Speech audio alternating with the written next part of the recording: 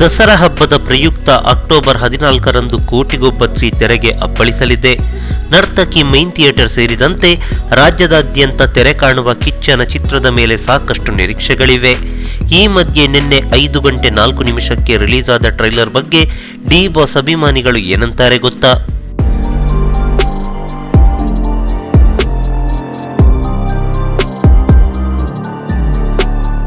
ಹೌದು, ನಿನ್ನೆ ರಿಲೀಸ್ ಆದ ಕೋಟಿಗೊಬ್ಬ 3 ಚಿತ್ರದ ಟ್ರೈಲರ್ ನೋಡಿದ ದರ್ಶನ್ ಅಭಿಮಾನಿಗಳು ಒಡೆಯ ಚಿತ್ರಕ್ಕೆ ಕೋಟಿಗೊಬ್ಬವನ್ನು ತಾಳೆ ಹಾಕ್ತಿದ್ದಾರೆ.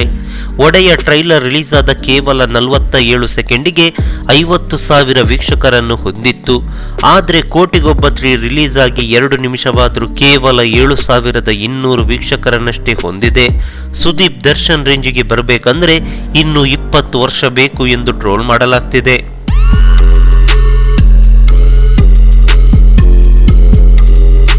ಮೊದಲೇ ಕರೋನಾ, ಚಿತ್ರರಂಗದ ಪರಿಸ್ಥಿತಿ ಸರಿಯಿಲ್ಲ. ಇಂಥ ಸಂದರ್ಭದಲ್ಲಿ ನಮ್ಮವರಿಗೆ ನಾವೇ ಆಗಬೇಕು, ನಮ್ಮ ಚಿತ್ರವನ್ನು ನಾವೇ ಪ್ರೋತ್ಸಾಹಿಸಬೇಕು. ಅದು ಬಿಟ್ಟು ನಮ್ಮ ಸಿನಿಮಾದ ಬಗ್ಗೆ ನಾವೇ ಕೆಟ್ಟದಾಗಿ ಮಾತನಾಡಿದರೆ ನಮ್ಮ ಮನೆಗೆ ನಾವೇ ಬೆಂಕಿ ಹಚ್ಚಿದಂತೆ, ಪರಭಾಷಾ ಚಿತ್ರಗಳಿಗೆ ನಾವೇ ದಾರಿ ಮಾಡಿಕೊಟ್ಟಂತೆ ಅಲ್ವೇ. ಮೊದಲು ಕನ್ನಡ, ಸಾಧ್ಯವಾದರೆ ಇಬ್ಬರನ್ನು ಒಂದು ಮಾಡುವ ಪ್ರಯತ್ನ ಮಾಡೋಣ. ಆಗಲ್ಲ ಅಂದ್ರೆ ಸುಮ್ಮನಿರೋಣ.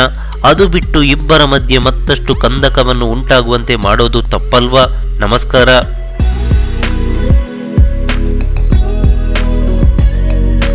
ಈ ಮಾಹಿತಿ ನಿಮಗೆ ಇಷ್ಟವಾಗಿದ್ದರೆ ಲೈಕ್ ಮಾಡಿ, ಶೇರ್ ಮಾಡಿ, ಹಾಗೆ ನಮ್ಮ ಕೋಸ್ಟಲ್ ಕನ್ನಡ ಯೂಟ್ಯೂಬ್ ಚಾನಲ್ಗೆ ಸಬ್ಸ್ಕ್ರೈಬ್ ಮಾಡಿ.